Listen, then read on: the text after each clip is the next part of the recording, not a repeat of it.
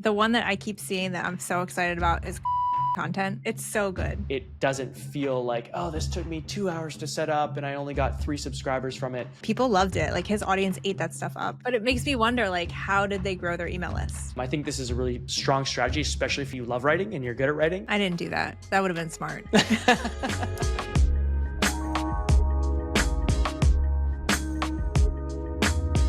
Hello, and welcome back to the Growth in Reverse podcast. I'm Chenell. And I'm Dylan. And we talk a lot about newsletters on the show. And we actually have a community called Growth in Reverse Pro, where we've been talking a lot about doing collaborations, cross promotions, that kind of thing. And so I thought it'd be kind of fun to kind of talk through and synthesize like how we think about those things, give some examples of different types and how you can do them better, and just kind of nerd out about it. Mm-hmm. What do you think? I think it's a great idea. That was one of the ways that I first started growing my newsletter back in the day, was reaching out to people and trying to set up like cross promotions and that sort of thing. And with some successes and some failures all mixed in there. And I know you can speak to that as well. So I think this will be a informative episode, along with like maybe some mistakes that we made or some lessons we learned that hopefully we can help other people avoid. Totally. Yeah, I'm excited. I definitely ran a lot of cross promotions in the beginning of the newsletter journey for me. And I'm doing more of them these days. We can kind of jump into that in a little bit. But yeah, I'm excited. I think there's such an untapped opportunity to not only grow your email list, but also build those valuable relationships with other creators and people in your industry. And this is not just for creators talking about creators. This is for any niche or industry I think could benefit from some type of collaboration with other people. Yeah, definitely. You'll get the idea that it's not just for kind of the creator economy, if you will. There's a whole bunch of different ways you can do this and different people you can reach out to. So I think it's important too to touch on why we are kind of bullish on cross promotions and collaborations too.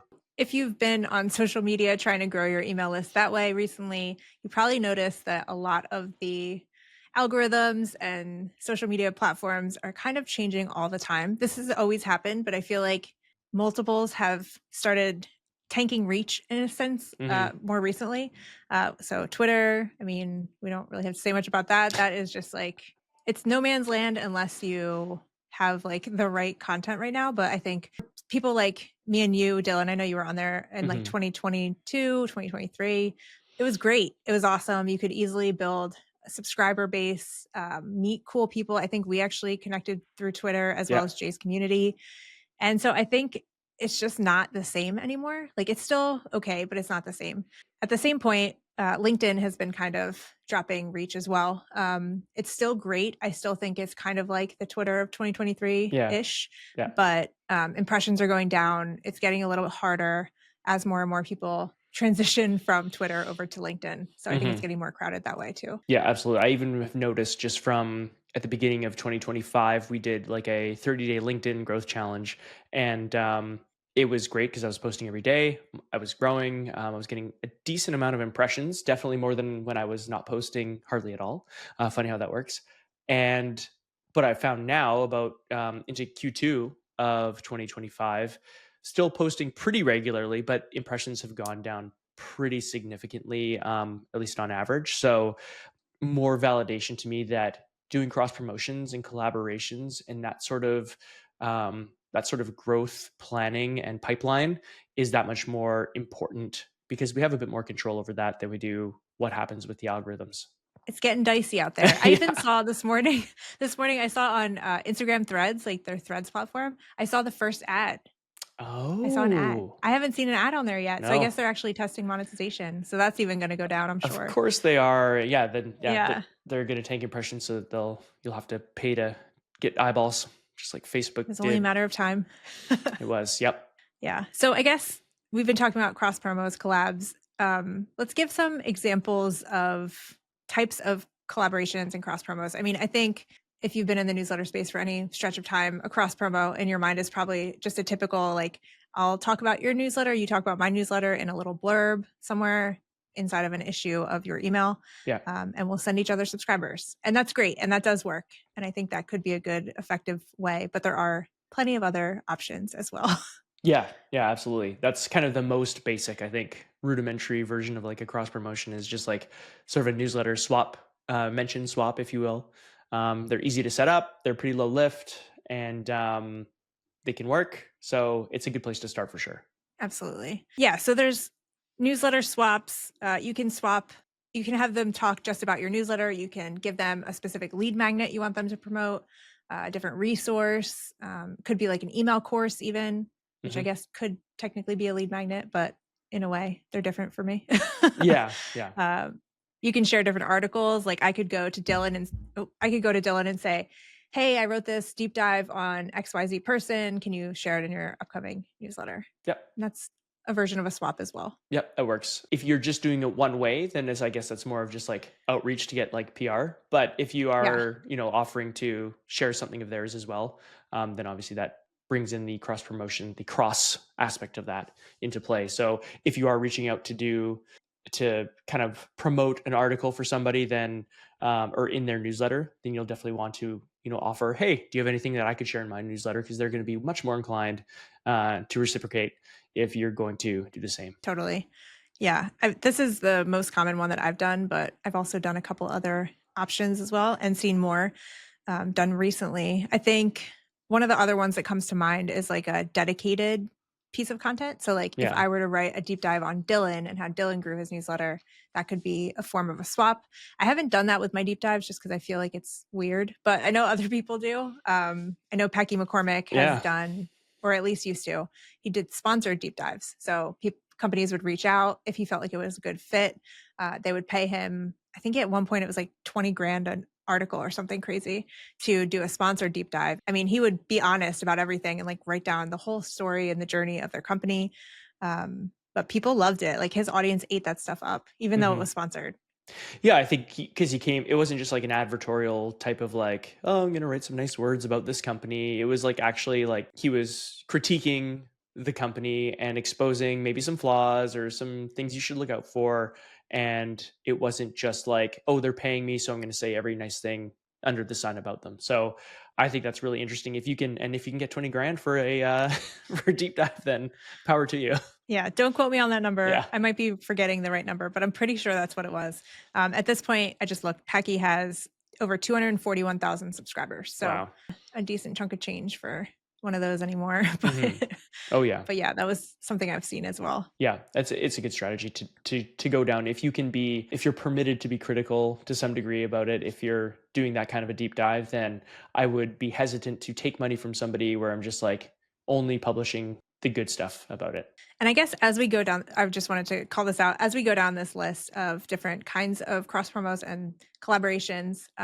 It's important to remember that while we're talking about specific newsletters or written content, a lot of these can translate into podcast episodes, YouTube Hmm. episodes, Instagram posts, all kinds of things. So Yeah, the format it can change, but like the overarching like theme of these stays the same. yeah. The collaboration is the main point. What you collaborate on and what platform you collaborate on is sky's the limit. You can do it. You can do it anywhere and everywhere. So yeah, don't let you thinking if you're like, oh, I haven't really started a newsletter. I have a really small newsletter audience. If you've got like a growing social media presence or YouTube channel or something along those lines, then there's still opportunity for you to collaborate with people and bring them new subscribers and in trade off for hopefully them exposing you to their audience as well. On the dedicated content side of things, Hmm. one of the more interesting examples I've seen, and we only know the back end of this because they're creators and they talk about the numbers, Yeah. but Alex Garcia from Marketing Examined and Pat Walls and how they did their collaboration. Yeah. So I think Pat Walls runs Starter Story, Yeah. which at the time was a website and a newsletter about how founders got their start. And then he transitioned into a YouTube channel, which has exploded, like completely taken off.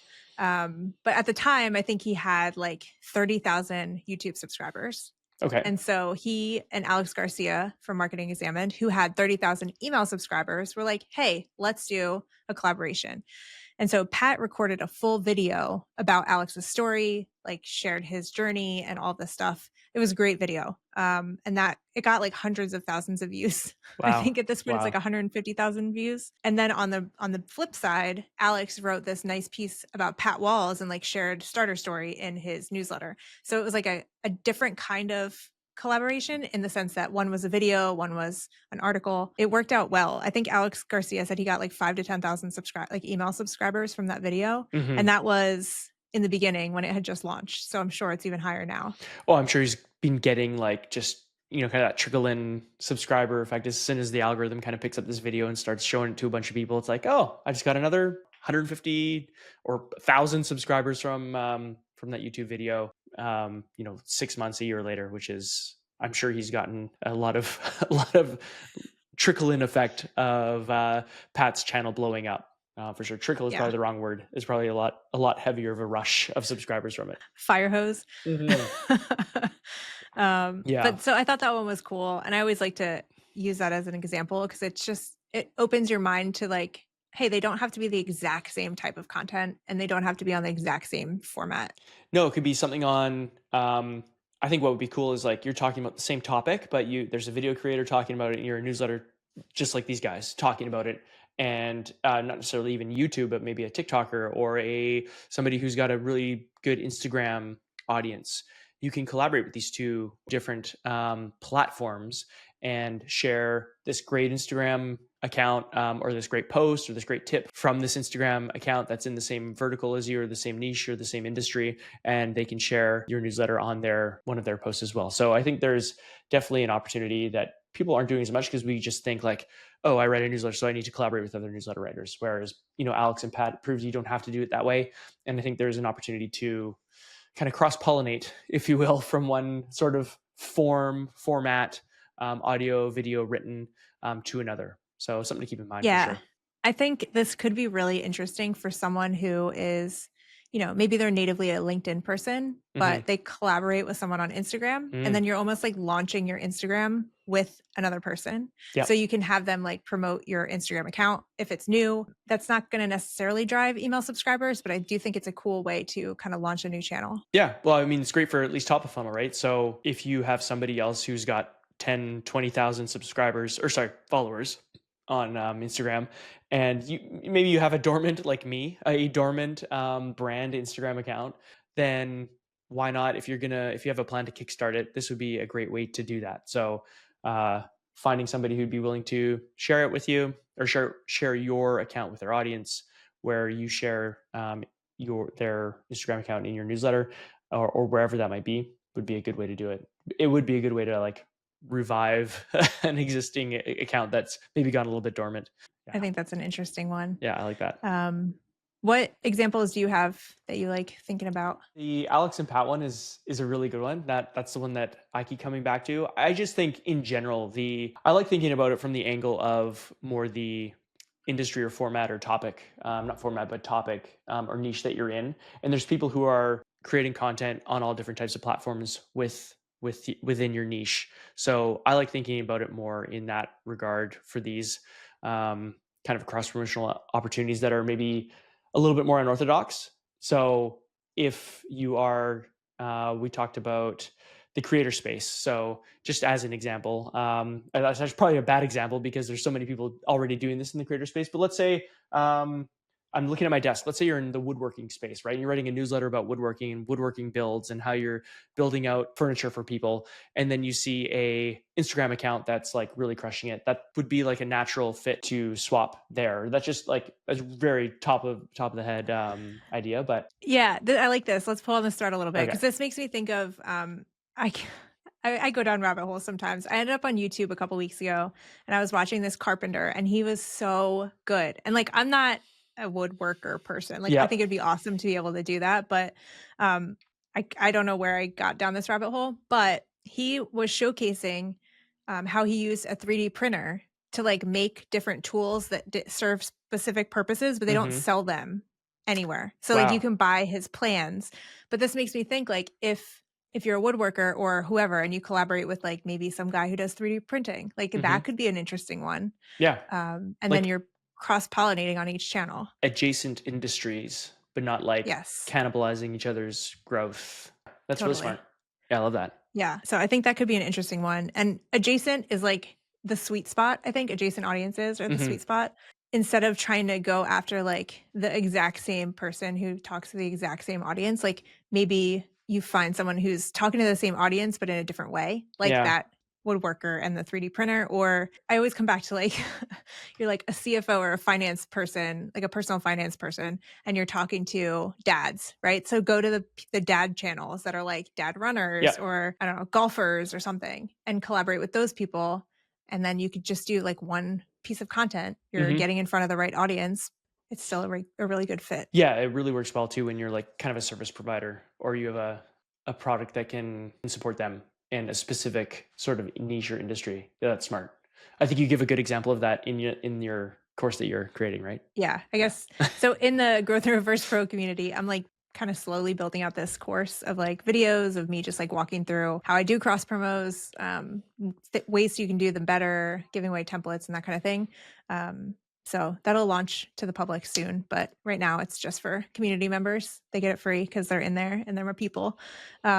So that's fun. But yeah, I think just having people in different industries that you can collaborate with is so critical. Like it's Yeah. just so important. Yeah. Yeah. That's And it true. gets you out of the headspace of like only watching the same types of people and listening to the same podcasts. Like if you can like this spans more than just getting subscribers. It's like expanding like the content you're consuming and the creativity Creativity? that you There. have with your work. I think that's such a big piece of this that a lot of us get bogged down and we like don't realize how much of the same stuff we're consuming over and over and over again. Yeah, echo chamber effect. Yeah, totally. Big time. It's very true. And I think even like going back to what you were saying about somebody who's in the adjacent industries, I think there is still probably a significant play for somebody who is in the same industry if there's like again an audience where they're solely like a video creator, for example. They don't have a newsletter. So you're not going to cannibalize their audience that way. You write a newsletter and you've got a much more significant newsletter on the topic that overlap. You guys are talking to the same people, just the content's being consumed in a different way. I still think there is a valid and I don't know strong correlation between those audiences that could be really beneficial for both part. Yeah. And so before we move on and go to another type of this, I think it's important to talk about how it doesn't matter. I don't know how to say this perfectly, but the size of their audience isn't as important as you might think, Yeah. is what I really want to get across. So I don't know, you might have 10,000 email subscribers and they only have 4,000 email subscribers, but maybe their audience is so perfectly aligned and targeted that they would probably send you more subscribers than someone who has a 20,000 person audience and it's Right. just like an okay fit.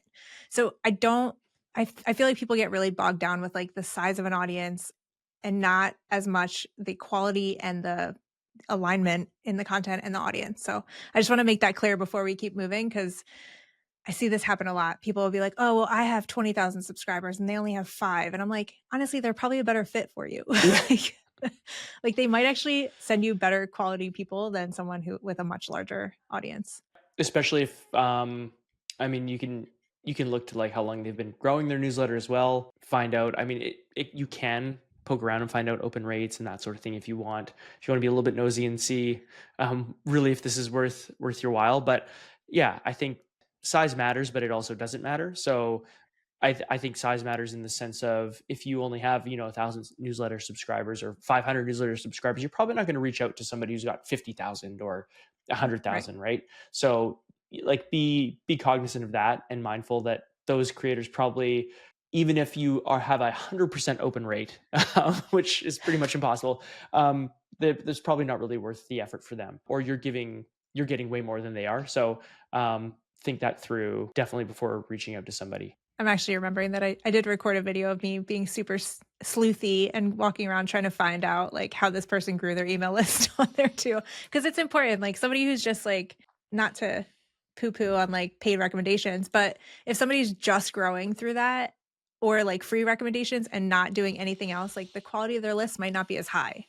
And so there are certain checkpoints that you want to kind of pay attention to and make sure like, sure, they have 15,000 subscribers, but wait, they just started last month. Like, how did Hmm. they do that? It throws up a little red flag. Yeah, Facebook ads. Yeah, exactly. Yeah, and Like, I'm sure there are some good Facebook subscribers, Facebook ad driven subscribers, totally. but at the same time, it's like I don't know, the value of an organic subscriber is pretty powerful too. So it's definitely something you need to keep in mind. That's funny. Yeah, so quality of audience Very important. and size, two things to pay attention to. Hmm. Size being less important in my mind than Hmm. quality. So yeah, Well, don't you have? Do you want to share your horror story? Not horror story, but your story. my horror story. In the early days, I can't remember my numbers now. I did a cross promotion with someone. I think I had 1,000 subscribers and they had 4,000. And so when they said yes, I was over the moon. I was so excited. I was like, this is it. I'm going to get like 100 subscribers. It's going to be great. And then I got zero. Wow. It's the short story. I actually reached out to them and I was like, did you include my newsletter? And they were like, totally. It was in the last email. And so like I went back and found it and it was, but I got no one, not a single subscriber. And they even had like a tracking link in there. Right. So I would have seen like on the back end, like a UTM parameter come through of like this person's email list. And I was like, oh my gosh, I got none. No And so it was like subscribers. such a bummer. I was like, it went from like super excited to like so bummed about this. So did they even get clicks or like, so That's my question is like, how much can you attribute to maybe your landing page just not being good or good enough and not mhm. converting to them just not pushing it? Because there's two aspects to every newsletter ad you run or every link you include in your newsletter is like, first you have to get people to click on it. So it has to be enticing enough. And then once they click through on the other end, the copy, the landing page, the design, all of that needs Yeah. to be enticing enough for them to convert yet again. So, do you That's remember at all yeah. if you even got any traffic? I don't believe I did. Wow. Honestly, I went back to the Twitter DM because I had done this cross promo via Twitter DM, Okay. and I was so bad. Like I didn't even ask like how many clicks. I said how many clicks mine drove, but I didn't ask again, like to follow up and see. I think I was just so bummed about it. I just like wanted to walk away. Yeah. And to answer your question about the landing page, the next week I did a cross promo with someone who had like 1,500 or 2,000 subscribers, and I got like 45 Wow. subscribers. Wow. So I think it was okay. Yeah. Yeah. But it makes me wonder, like, how did they grow their email list? Totally. And I think the other thing too is like you can always go back historically and see like what your landing page conversion is. And so you can kind of Mhm. anticipate if they get me 100 clicks, I'll probably get, 30 subscribers or something like that, right? You could kind of do the backwards math there and figure out if it's worth your while when you're kind of setting up these collaborations. Hey, how many clicks do you kind of tend to get on these types of links in your newsletter? And if they tell you and that number is way lower than you hope, then maybe it's not maybe it's not worth your while. So Yeah, I mean, it's all just kind of rolling with the punches, and it yeah. does change. And I think that experience made me really bummed to do more cross promos. Like the Mm, one that I did the following week, I had set up prior. And I think I took a break from it for a little while because I was like, this is not cool. mm, So now that's why I'm creating like not to talk about it again, but this course to like yeah, showcase like the mistakes I've made and like what yeah. I would do better now and like how to avoid some of these issues because it's so simple, but like looking back, I just shake my head. I'm like, what were Mhm. you doing? Well, I think it Because it's not also that person's fault either. Totally. no, But no. I think a lot of it comes down to it's always the heavy lift up front in the beginning too, when you're starting to do this and you don't really know the process and how to set them up, how to find the people, how to set them up, how to sell your newsletter, your lead magnet, kind of in copy form to an audience. So all that stuff takes a bit of heavy lifting. But once I think the nice thing with cross promotion is once you kind of have that system in place and you have like, oh yeah, here's my cross promo doc. Here are the like 2 or 3 options of things that you can cross promote. Here's the link in the landing page. Fill in your newsletter in this UTM parameter. All this stuff gets a lot easier. And it doesn't feel like, oh, this took me 2 hours to set up and I only got 3 subscribers from it. That should scale out nicely over time as you do more of them. 100%. And I Yeah. see so many beginners like getting frustrated with cross promotions. And they're like, that I tried it once. It was not for me. It didn't do anything. And I'm like, okay, but there's a system you can put in place to make Yeah. this easier and have it actually work. And you're building relationships. And I'm just like Yep. such a big proponent of this because it's so powerful. Well, even that alone, just like the value in building a relationship with somebody over email, messaging, DMs, whatever that might be, or even if you hop on a 15-minute, Zoom call or whatever, that alone is valuable too. So even if the collaboration doesn't go as you both had hoped. You've kind of established a new connection, a new relationship that you never know where it could lead in the future. And I'm not saying set these up for kind of an ulterior motive of like networking. It's kind of a side benefit of setting these things up. 100%. All right, cool. Should we move on to another one? Let's move on. So I think the one that I keep seeing that I'm so excited about is co-created content. Mm-hmm. I talked about this in my newsletter marketing summit talk as well. Yeah. But it's so good. So one of the ones that I found more recently was with a woman named Maja Voje. She does go-to-market strategy for product people. Okay. And that's her thing. It's not about how to be a better product manager. It's like go-to-market strategy.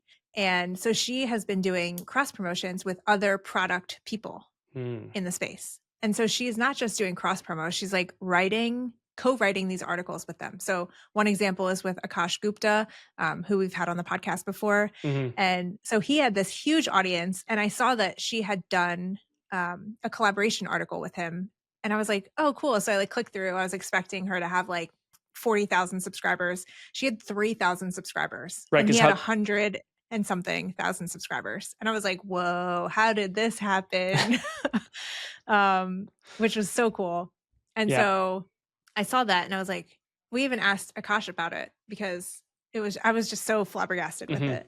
And he was like, yeah, we were just like talking, and like I have known her work through other things, and like she's smart. So I figured like, let's collaborate on something. Yeah. And so I saw that she had done that collaboration article and 2 others the same month. Like I went back and I was like, wow, this is her thing. This is how she grows her newsletter. And so when I saw it initially, she was at 3,000 subscribers. She then went on, last time I checked, it was at 15,000. So this is working. Yeah. Like, this definitely works.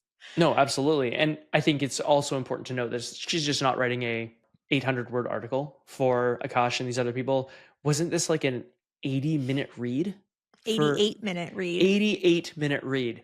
So I think it was like 10,000 plus words. Yeah. So she's put together not just a go-to-market strategy article. She's put together like a go-to-market playbook, like a book on how to do this. A short book, but still, like, this isn't just a small piece of content. So I think probably that's what it takes to get on somebody's newsletter who has 100,000 subscribers. If you want to get like a byline or an article guest posted, I'm sure like Lenny Rachitsky is another example. He just crossed 1 million subscribers on his Substack.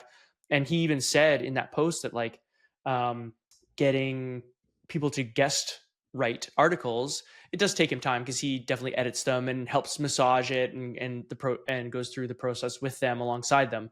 So it's not like they just submit something to him and he publishes it. His guest posts are really, really well written, and they're some of his most popular posts as well. So my hunch is that if you want to get your post on Lenny's Substack, it's got to be more than Maja Voje depth, breadth, quality of content than just kind of like obviously an AI generated, blurb is not going to work, but you get my point. It's got to be something that's really worth publishing, that is a unique angle, that's in depth, tactical, all that stuff. So I think this is a really strong strategy, especially if you're good and you love writing and you're good at writing, and you really know the topic that you're writing about. Then this could be a very, almost, I don't want to say a quick growth strategy, but if you do it correctly, like Maya's done, then it could be actually a pretty scalable strategy. Yeah. And I think the key with these like co-created content, if you're going to go after someone with a larger audience, I think the key is like go back through their backlog and see if there's a hole in their content library of like something super well that you could write a long form piece about, and then write part of that piece and send it over and be like, hey, I want to like keep writing this. Do you think like, would you be open to having this published? I saw that you haven't talked about this yet. Yeah. I've already written half of it, or you can write the whole thing if you want. But I think that really goes a long way because you're removing the work from their side of it instead of being like, hey, I want to write for you. And just like leaving it at that, like that will probably never get an answer unless you're like very niche and specific in what you talk about and they know who you are. I think that's one of the ways you're going to have to do this is like put the work in, show that you've done the research, and then go pitch them on this. Yeah. And that goes for kind of any type of pitch too. I think you're just more likely to get listened to and get a response and probably get the opportunity if you've done a little bit of just like spend even like 10 minutes doing a bit of research, you have done more work than 90% of the pitches that they have received. I guarantee it. So put in a little bit of time to do that, a little bit of digging. And obviously, if it's a bigger audience, the bigger the audience, probably the more time you want to put into it. If you show that you have actually paid attention to content they've created and you see an opportunity where they could, where you could support them and they might be willing to say yes, then you're going to position yourself the best if you do that. And on the same token, these don't have to be co-written articles. You could do like a guest post if they take those. Like, don't pitch someone who has never done a guest post before, because it's going to be an instant no, and they're going to be annoyed that you even reached out. Most likely, unless you can talk to them in person and get an in. But if they don't take guests on their podcast, if they don't do guest posts, like, don't reach out like that. But I think on the same token of co-created content, you could also just write a full piece for them. And then you could even have just a co-author byline, similar to what I think Akash and Lenny both have done. Do you want to talk about CJ Gustafson as well? Sure. Yeah. CJ is awesome. CJ does, well, at the time I called it the triple stack approach, but now I'm considering it's like a quadruple stack approach, because he would write guest posts for like these SaaS companies. And so they have audiences, they have content that they need to create, but they don't want to necessarily talk about themselves over and over again. So he was like, hey, why don't I just like talk about you for you, or like share something interesting that your audience would be excited to read. And so he started doing these for free, and now he actually he does sponsorships with them, and he charges like $6,000 to $12,000 per like 4-pack of these. And the best part, so he's getting paid to write it. Then most of the time they'll just like pull an article he's already published on his own site. Right. So like he's not writing extra content, right? So it's content he's already written. He's getting paid like thousands of dollars per post. These pieces of content are getting sent out to these SaaS companies' email lists, which are often like 10, 50, 100,000 people on their email list. So you're getting immediate distribution in front of another audience. And then like if somebody comes back to his site and then subscribes, like he has a paid newsletter. So like that's like the fourth side of this is he's just gonna, like, he's initially getting paid for the posts, then he's getting free subscribers, and if they become paid subscribers, he's essentially getting paid again for those people, which is just it's like so good. I'm so excited about this. I think the challenge to me, the challenge is finding the right the business that you could do this with, or a creator or whatever that might be, who would be okay with paying for content that's already living on the web. But this makes me think, like, I think Justin Moore would just be like, mwah, like he would just he would love this, right? Because he preaches like create content, like you don't even have to have an audience to get like to create content for people. Just create really good content and share it with them. And it's kind of like basically what CJ did. And I'm sure it was harder than that, but it's also that simple, right? Like create really good content, pitch it to these people. At the very least, you've created maybe a really high quality SEO article, an article you can share in your newsletter that people see that there's value in and want to subscribe, something you can share on social media. So you're creating a great asset for yourself, and then potentially you're creating a great asset for that actual partner who will share it and then drive subscribers your way, who then might actually pay to subscribe to your paid newsletter. So yeah, it's like, it feels like a lot of work, but the payoff is just like pretty exponential if you can get it to that point. I want to figure out how to do this because it's so good. It's just so good. I can't stop talking about it. I've probably talked about it like 6 times already on this podcast, but it's such a good strategy. So he's at mostlymetrics.com if you want to check out his strategy, where I wrote a deep dive and explained with some screenshots that you can check out too. Yeah, it's a really good deep dive. We got to get him on here. We do. Have you met him? I met him at the newsletter conference last year. Oh, sweet. Okay. Yeah. Then CJ, if you're listening, which you probably aren't, this is your invitation. I'll reach out. Yeah. Yeah. And I think the last point with all of these, unless I missed one, but I think the last point is like combinations of all of these are so important too. Like if you can, like we were kind of talking about before, if somebody has an Instagram channel and you have an email list, like you can combine some of these and do like a different, I don't know, it just makes it stronger, I think. And then you have more opportunities to pitch them again in 3 months and be like, hey, let's do another collaboration. Because one thing most people don't do is reach back out to the partners that they had great collaborations with and do them again. If it worked the first time, do it again. Like it doesn't have to be a one-time thing. Yeah, I agree. Yeah. So what do you do? Let's run through some scenarios because people are probably wondering what happens if I do a collaboration or cross promotion and I get a ton of subscribers, but I didn't drive that many for them. Well, you can do a couple things. I mean, you can ask, or you can tell them you'll put it in your newsletter again in a week or two. I think you can also find other ways to promote their stuff, whether it's like shouting them out on LinkedIn, or if you have another channel that usually performs better, you can do that as well. I think those are two easy ways. Yeah. Have you ever had anybody come back at you asking, kind of like you did with that one person back in the day, who you collabed with? Have you ever had anybody come back at you? Luckily, no. I think my audience loves exploring new newsletters. So when Yeah. I do shout one out, they're like excited to check it out. So I haven't had this issue, thankfully. But yeah, I would just keep promoting their stuff until they get something from it. Yeah. Because otherwise I'd feel really bad. Yeah. Yeah, that's fair. Yeah. That's good. Yeah.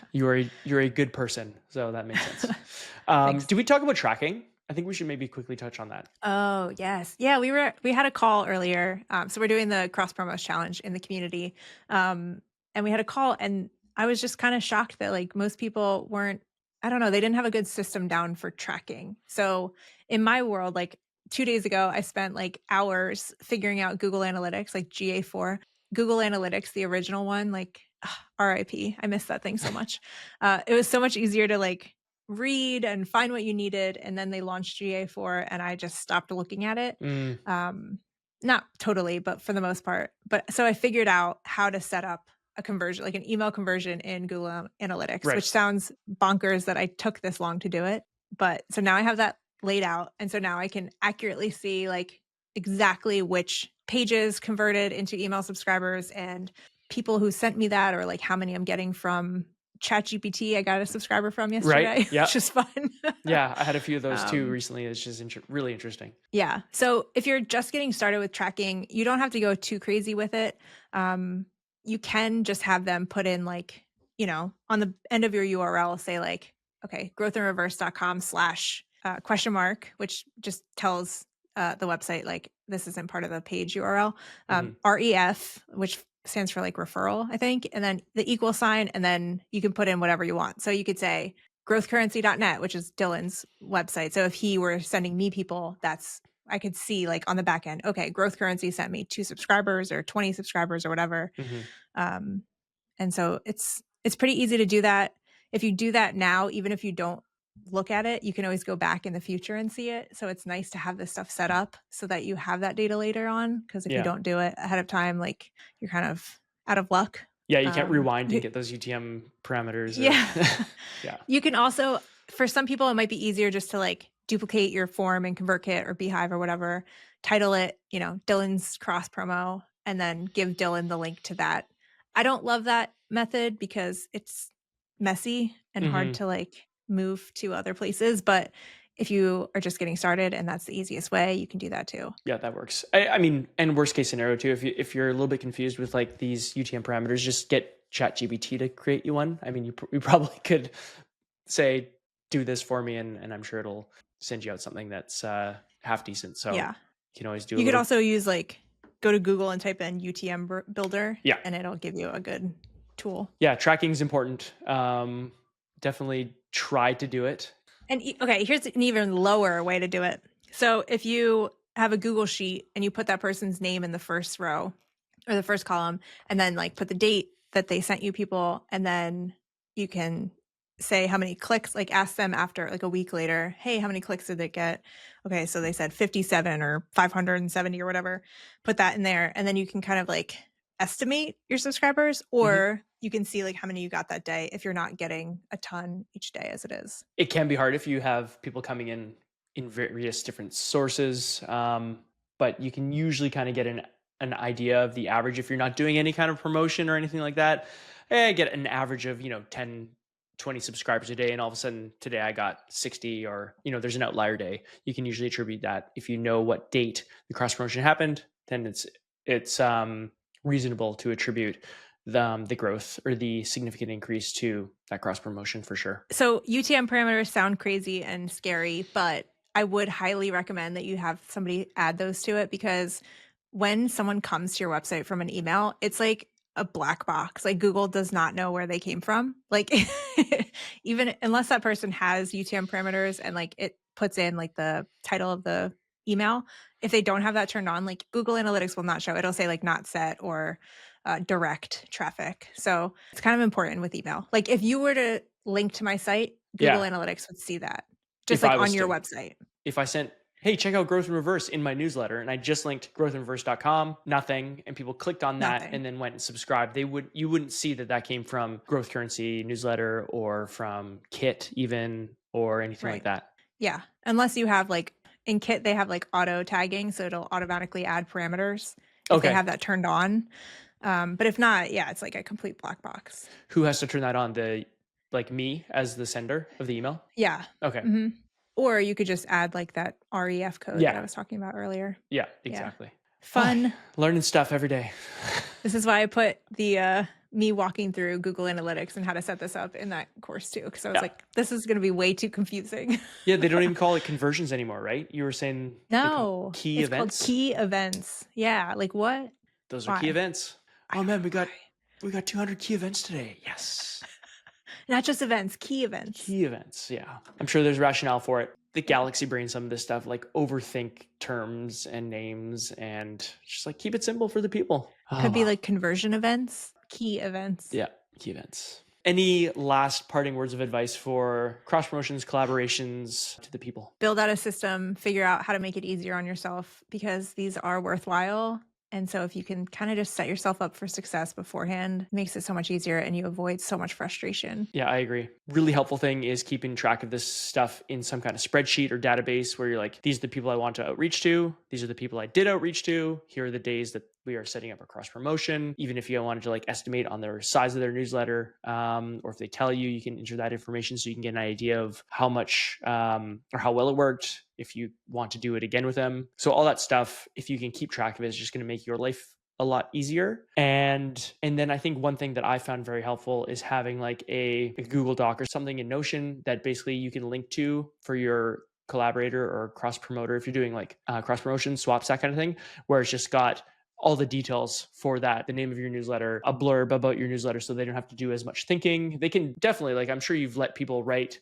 their own thoughts and feelings and opinions and ideas and all that for your newsletter when they're promoting it with their own words. So people can definitely do that. But if you make it that much easier for them by just like having them to be able to just copy and paste something right into their newsletter, that's just lower friction, easier lift for them. So you're more likely to probably get yeses from that. Yeah. And honestly, flip that around because it's going to be easier on you when they're like, hey, what do you want me to say? Yeah. And then you're like, oh, I don't know. I did this for so long. And even like going back, honestly, like going back, I'd be like, wait, what did I tell that last person? I don't remember. And so I'd have to rewrite it multiple times. And like, I hate talking about myself. So like figuring out the good way, like a good way to explain what I do was so hard. Yeah. And so even just creating like an Apple note with like your blurb is like like step one, like do that. And then, you know, if you end up collaborating with someone in the future, you can just copy paste and it's so much easier. Yeah. And absolute worst case scenario, like just take the landing page copy from your page. I don't know. Right. I think you should have kind of a one-liner of what your newsletter is about anyway. So at the very least, include that. But the other thing you could do, as I'm thinking about, is Chenell, you probably had a ton of people like already saying how great your newsletter was. You could have just probably swiped some of those comments and sort of been like, here's what people are saying, or formulated sort of an explainer or some kind of social proof type of copy or tagline or promotional copy that you could have included with that, because if you don't like talking about yourself, there's lots of other people who have, so you could always go that route too. I didn't do that. That would have been smart. Next time. So many mistakes. Many mistakes. And I think one other thing you could do, actually, how would you feel about this? Again, it probably depend on the size of your newsletter, but would you open it up to your newsletter audience that you are looking to do swaps and cross promotions? Because I know people have done that for advertisers. Yeah, I mean, if it makes sense, like for me, sure, it would probably make sense because all the people on my email list probably either have a newsletter or some kind of audience somewhere. Yeah. So it could work. But if you're like a golfer talking to golfers, like other golfers might not have a newsletter to swap with. So it might be a little challenging to actually convert that, but you could try. You could put a little thing at the bottom and see if anybody replies. Yes, that could work. Or just saying just hit reply and let me know. One other thing I just remembered too is making sure you are clear on what type of collaboration you're doing, what type of cross promotion you're doing, whether it's just kind of like a sort of a mention in your curated links section or at the end of your newsletter, or if it's going to be like a pretty prominent mention, or if it's going to be like a whole newsletter send just based on them recommending your newsletter. So you want to make sure that you've established those parameters so that you're both kind of giving similar weight, I guess, to the cross promotion, and that's predetermined and nobody's surprised. Yeah, definitely. Yeah. And that's another way, like if you have a smaller audience and they have a larger audience, you could always say, hey, I'll dedicate a whole issue to yours because it's going to drive more clicks, Yep. likely, or put them in the sponsor spot instead of like your typical cross promo spot or whatever it is. So yeah, that's a good call out. Make sure you're on the same page before you do it. And then just have fun. It's supposed to be fun. Exactly. Collaborate with people. Enjoy yourself. Cool. This is good. Cool. This was good. Yeah, and I guess if you're interested in that course when it does launch eventually, you can go to growthinreverse.com/collabs or collab. I'll have them both set up. But yeah, I'm gonna launch this eventually to the public. Yeah. I think it's worthwhile, and people need to do better collaboration. So I'm interested in getting that into other people's hands.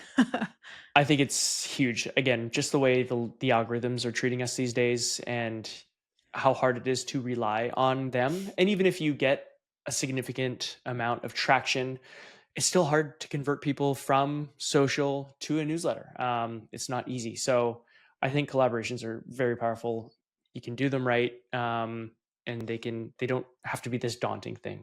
I am bullish on it. And I'll also even vouch, I have seen this course, or at least the amount of the portion of the course that Chenell's already created, and is really good. So I was like, oh, what could she teach me about cross promotions? I know how to do these, but no, I'm learning new stuff. Cool. It's really good. It's really tactical.